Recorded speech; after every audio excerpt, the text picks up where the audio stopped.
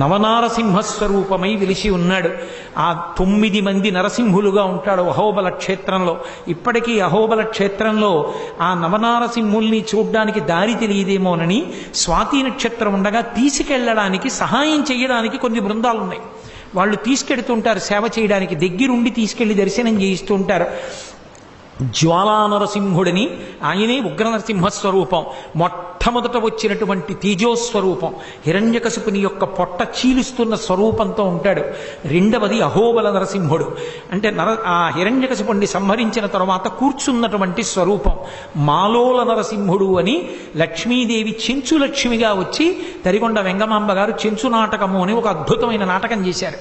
చెంచు లక్ష్మిగా ఆవిడ్ని స్వీకరించి ఎడమతొడ మీద కూర్చోపెట్టుకుని ఉంటాడు. అదిగో ఆ నరసింహస్వరూపం మాలోల నరసింహుడు.